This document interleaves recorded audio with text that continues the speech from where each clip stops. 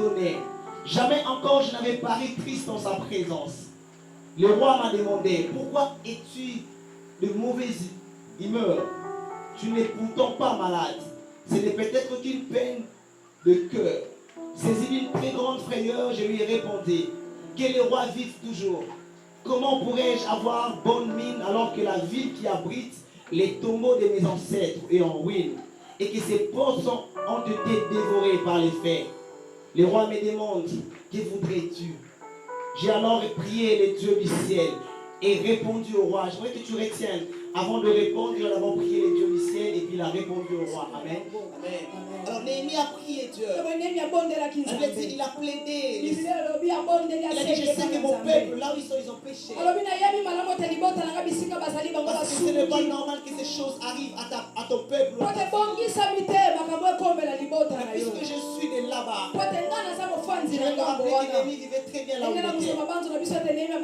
Il était chargé de distribuer le vin du roi. Donc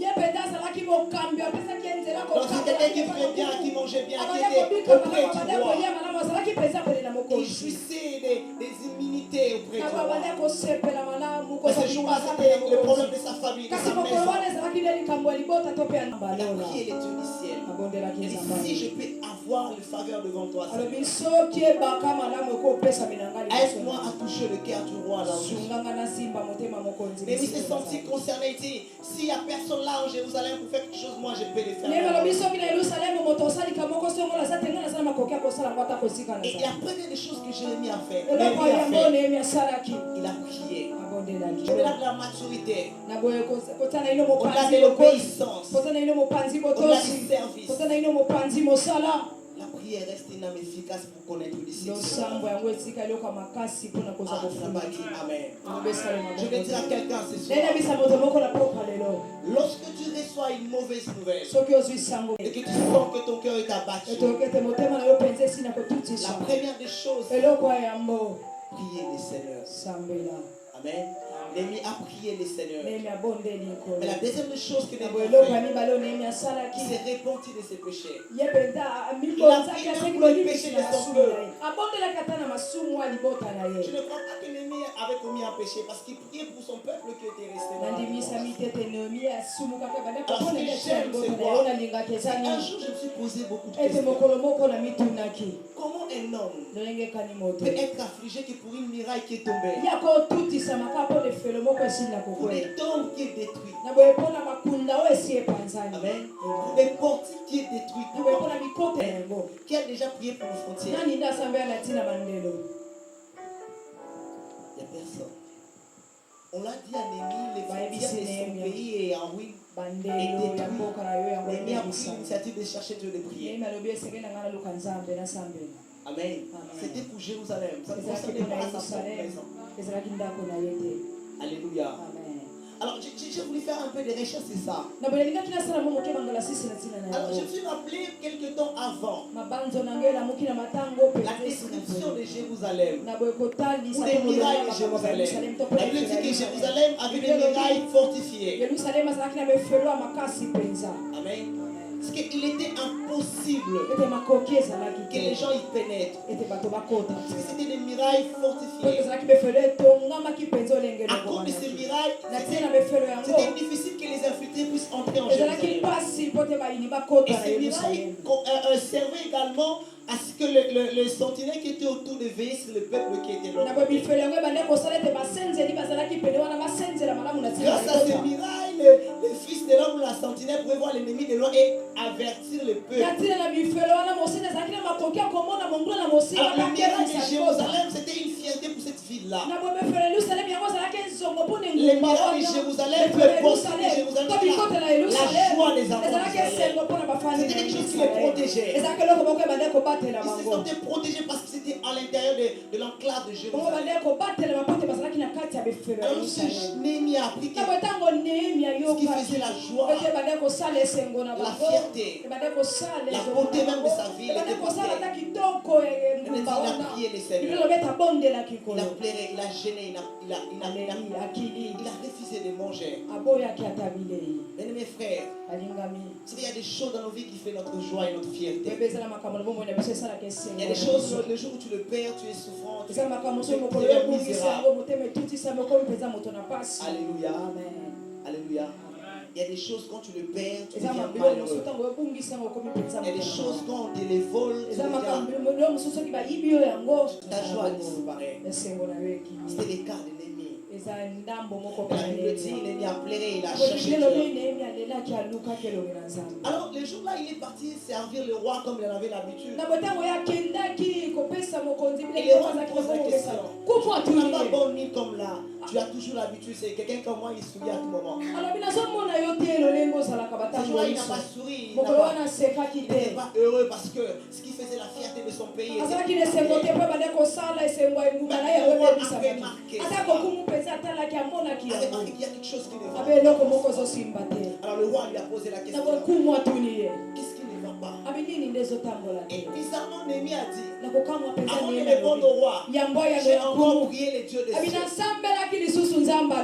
Amen. Est-ce qu'on est là? Il a encore prié avant qu'il réponde. Il a encore prié les dieux des cieux. Je peux lui donner les succès. Je peux toucher les cœurs de cet homme. La Bible dit lorsqu'il a dit au roi, comment je vais être heureux lorsque ma maison est partie. Il n'y a pas quelque chose qui me fait mal quand j'apprends un enfant de Dieu en problème. C'est quand on touche un enfant de Dieu, on touche au royaume des cieux, on le touche aussi. Alléluia.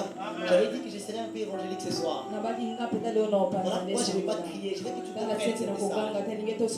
Comment tu es dans la joie lorsque ton frère, ta soeur est encore dans l'impudicité que toi tu as réalisé Jésus? Comment tu te sens bien? Comment?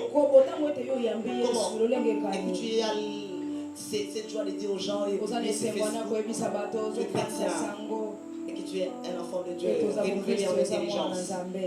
Amen. Comment? Qu'est-ce qui se passe dans nos vies? Lorsqu'on apprend qu'il ne sait rien brosser et toi tu te permets de faire les mollets avec des petits sacs tout le monde pour les prier pour elle. Amen. Amen.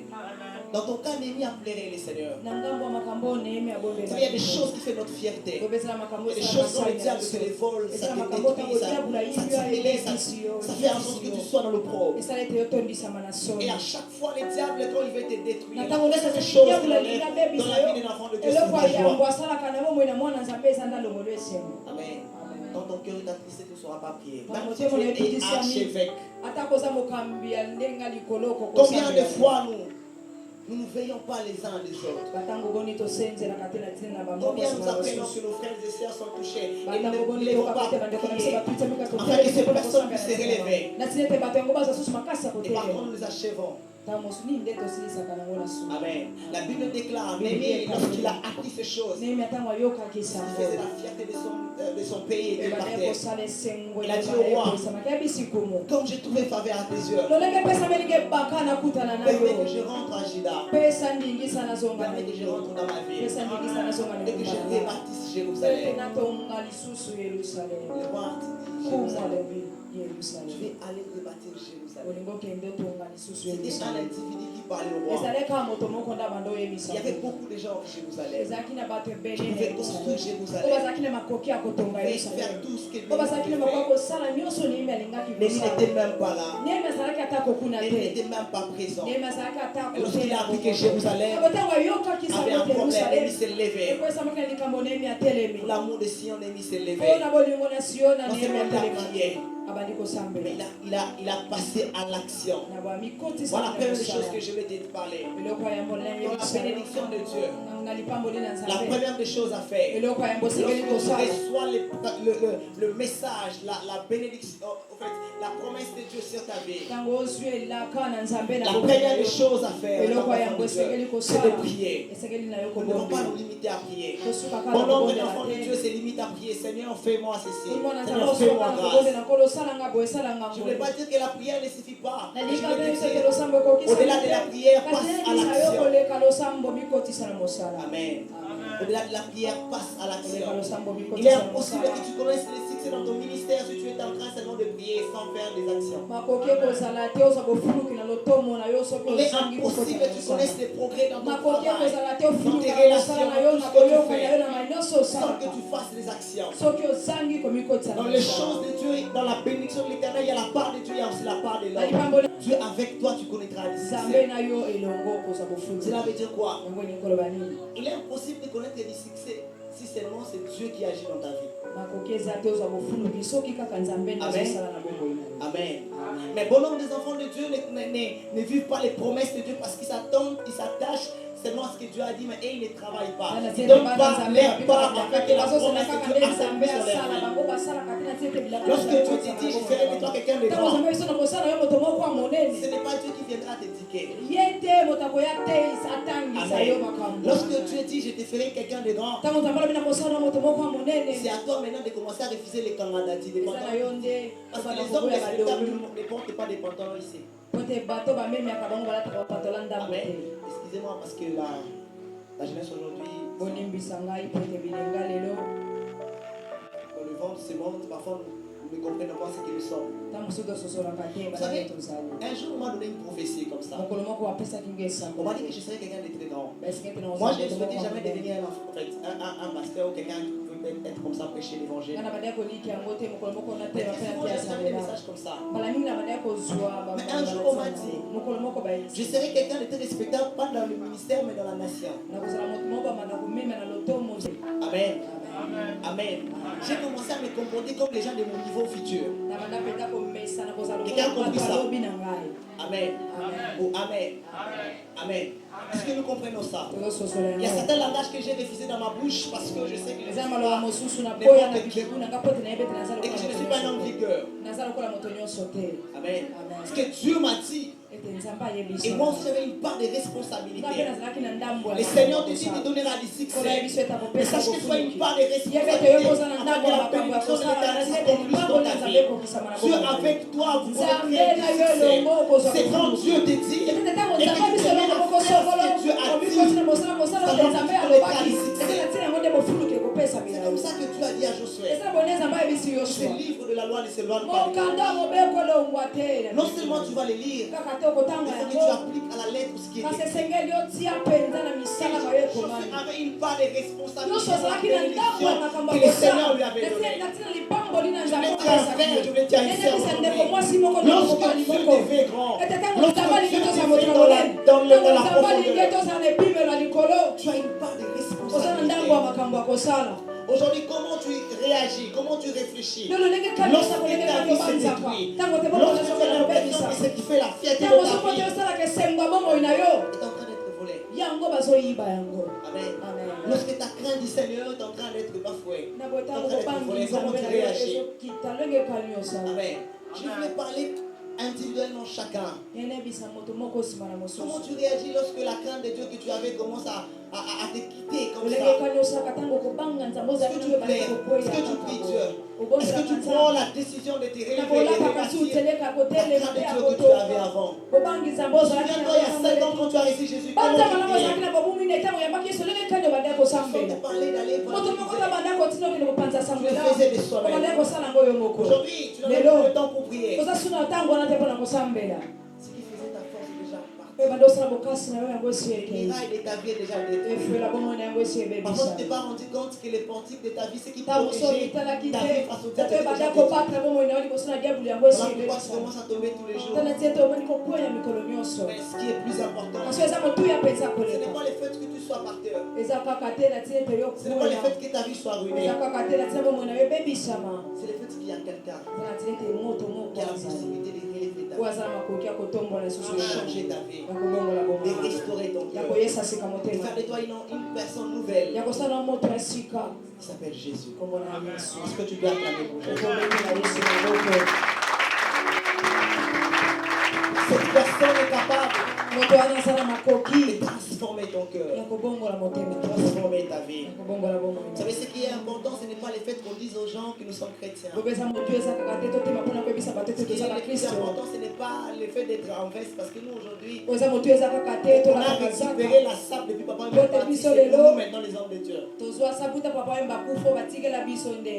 Et notre identité maintenant se réfère aussi à la sable. Que Dieu vous bénisse. Bien habillé ce soir. Le plus important, ce n'est pas ça. Le plus important, c'est notre relation avec Jésus. Vous savez, très souvent, j'aime définir les succès. Comme le fait d'avoir des véhicules, des maisons, des femmes, des enfants. Pour moi, les succès, ce n'est pas avoir 10 000 membres dans ton église. Les succès, ce n'est pas avoir 50 femmes avec toi. Les succès, ce n'est pas avoir beaucoup d'argent. Les succès, c'est mesurer dans ta fidélité avec Dieu. Il y a beaucoup de gens qui commencent avec Dieu mais qui ne finissent pas avec Dieu. Amen. J'aimerais, alors que je suis en train de te parler, tu réfléchis et tu réalises l'état de ta vie. Comment est-ce que tu es en train de marcher? Est-ce que ta vie prend Jérusalem comme ta propre ville? Y a-t-il encore des mirailles dans ta vie? Y a-t-il encore des portiques dans ta vie? Est-ce que tu es encore capable de t'élever et de dire moi je suis fier d'être chrétien? Je me rappelle que chrétien c'est être comme Jésus. Agir comme Jésus. Parler comme Jésus. S'habiller comme Jésus. Marcher comme Jésus. Est-ce que tu peux le dire aussi aujourd'hui? Tu peux te lever. Je parle comme Jésus. Je marche comme Jésus. J'agis comme Jésus. Et ce soir, je crois que le Seigneur voulait interpeller un cœur. Ce soir, le Seigneur voulait nous interpeller. J'étais peut-être déçu parce que tu t'attendais que je te dise cette année tu auras des maisons. Mais avant que je te le dise, je vais t'apprendre, je vais te donner la meilleure de toutes les clés. Savoir Jésus dans son cœur. Est-ce que tu as encore de la place pour Jésus dans ton cœur? Combien de temps Jésus est déjà parti de ton cœur? Combien de temps tu es resté multimissellement parce qu'on te voit plusieurs fois dans les milliers des enfants de Dieu? Vous savez, depuis un temps, il y a des chrétiens qui sont chrétiens qui parlent le nom et parlent les par la forme, mais pas par le fond. Mais aujourd'hui, le Seigneur voulait parler à un cœur. Est-ce que tu es encore capable de sortir dans la rue et dire aux gens que Jésus t'aime et il t'aime, il veut que tu reviennes. Amen. Vous savez pourquoi on ne peut pas le faire? Vous savez, la Bible dit dans l'Apocalypse, tu te crois intelligent, tu te crois bien habillé parce que tu es en reste.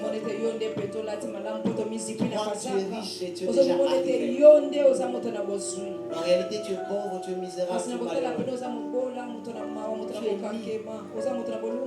Vous savez, un jour, je mettais sur ces passages, je me disais, comment quelqu'un qui veut marcher, mais il est mis. Amen. J'ai compris que la nudité dont tu parlais, ce n'était pas la nudité physique, mais c'est la nudité spirituelle. Beaucoup des enfants de Dieu sont mis spirituellement. Amen. Or, lorsqu'on parle de la nudité, on fait référence au péché. Voilà pourquoi les démons n'ont pas peur de t'approcher. Amen. Voilà pourquoi tu vois, c'est au monde d'argent, pas même pas pour d'avoir dérangé. Vous savez, il y a des gens, on ne peut pas l'approcher chez un voyou. Mais toi, tu as réalisé, il n'y a que des aventuriers qui t'approchent. En réalité, tu es en veste, tu es bien habillé. En réalité, tu es mis, il voit ta nudité, il vient pour ça. Alors, toi, tu te dis, mais ce n'est pas l'oncle, mais c'est toi. Et c'est à cause de ça que tu ne sais pas prêcher l'évangile. C'est impossible de se comporter la lumière à bateau sur le climat. Voilà pourquoi les gens te fuient quand tu veux leur parler de Jésus. Mais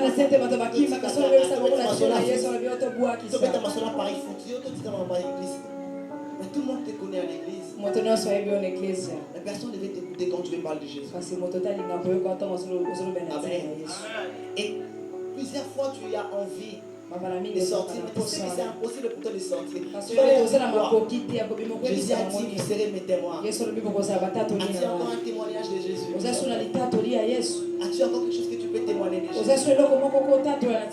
Alléluia. Jésus t'interpelle aujourd'hui. Alléluia. Si tu es venu au Seigneur, c'est parce que Jésus voulait parler à ton cœur. Il il y a des choses qui sont déjà détruites dans ta vie. ezala makambo osi ebebisami na Depuis que ces fiancés est parti, tu as abandonné les seigneurs. Tu uta crois mobandisi wana esi akenda yobwakisa nkolo tu crois que Dieu n'avait plus les places dans ta vie.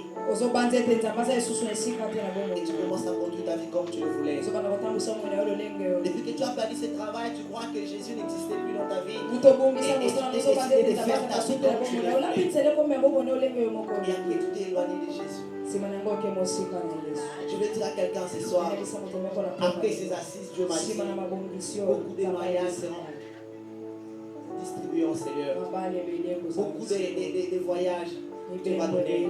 Beaucoup de bénédictions.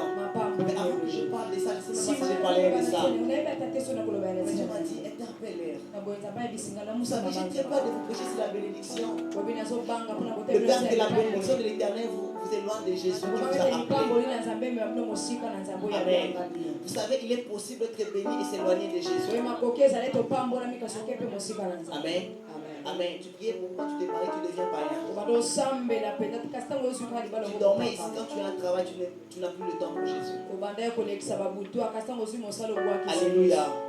Alors que je te parle du succès et de ce que Dieu fera dans ta vie, je veux d'abord te parler de Jésus. La seule personne que tu auras toujours besoin dans ton cœur. Même quand tu manqueras de l'argent, même quand tu manqueras des fiancés, même quand tu n'auras pas d'enfant, fais en sorte que Jésus ne manque pas dans ton cœur. Lorsque Néhémie a vu que les miracles de Jésus, lorsqu'il a vu que les temples de Dieu étaient détruits, les temples de Dieu c'était Dieu dans son cœur. Combien de fois la place de Dieu est détruite dans ton cœur, mais tu t'en fous et tu marches. Et tu dis, il n'y aura pas de temps pour toi. Je vais te dire, il n'y aura pas de temps pour toi. Tu ne sais pas ce qui va venir dans ta vie demain. Je ne suis pas venu ici pour te prêcher la mort, mais je te dis que Jésus est revenu même après ces instants. Est-ce que le miracle de Jéricho est encore en forme dans ton cœur?